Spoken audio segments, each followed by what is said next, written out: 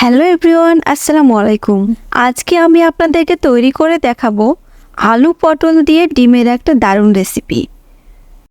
তো আমি এখানে 4টা ডিম সিদ্ধ করে খোসা ছাড়িয়ে নিয়েছি, আর 2টা আলু এবং কয়েকটা পটল খোসা ছাড়িয়ে কেটে ধুয়ে পরিষ্কার করে নিয়েছি। এখন চুলায় একটা পাত্র বসিয়ে এতে দিয়ে দিচ্ছি তেল।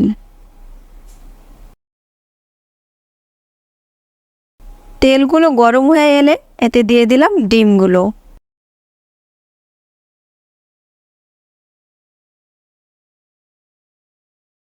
এখন একটু হলুদ গুঁড়ো দিয়ে দিলাম। এখন ভালোভাবে ডিমগুলোকে ভেজে নিব। ডিমগুলো ভাজা হয়ে গিয়েছে, এখন তুলে নিব।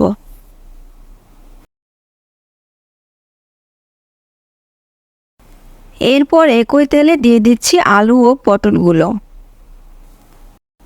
এখন আলু পটলগুলোকে ভেজে নিব।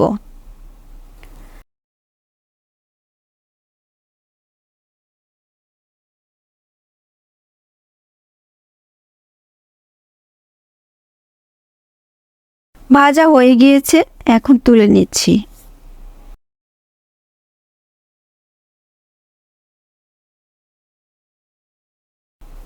এরপর দিয়ে দিচ্ছি পেঁয়াজ কুচি।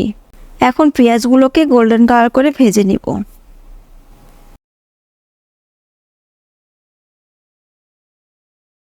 ভাজা হয়ে গেলে দিয়ে দিচ্ছি 1 চামচ রসুন বাটা আর 1 চামচ আদা বাটা। এগুলো একটু ভেজে নেব যাতে আদা রসুনের কাঁচা গন্ধটা চলে যায়। ভাজা হয়ে গেলে দিয়ে দিচ্ছি হলুদ গুঁড়ো 1 চামচ, মরিচের গুঁড়ো 1 চামচ, জিরার গুঁড়ো 1 চামচ, ধনিয়ার গুঁড়ো 1/2 চামচ আর স্বাদ মতো লবণ। এখন একটু নাড়াচাড়া করে দিয়ে দিচ্ছি মশলা কষানোর জন্য পানি।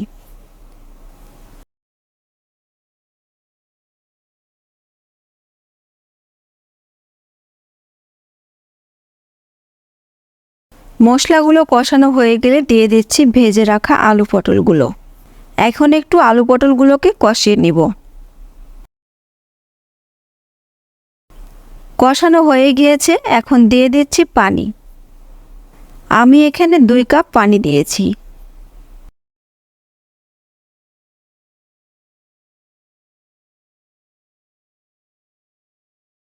এখন ঢাকনা দিয়ে ঢেকে রান্না করে নিব।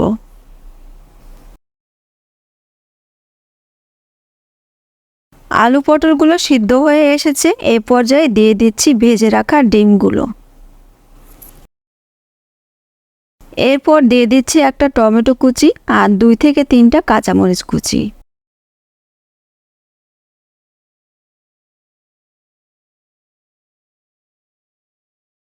এখন ঢাকনা দিয়ে ঢেকে রান্না করব।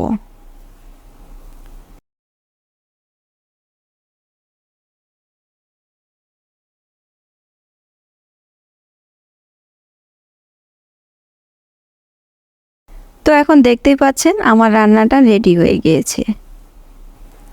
আশা করছি ভিডিওটি ভালো লেগেছে, আর ভালো লাগলে আমার চ্যানেলটি সাবস্ক্রাইব করে পাশে থাকবেন। আজ এই পর্যন্ত, ভালো থাকবেন সবাই। আল্লাহ হাফেজ।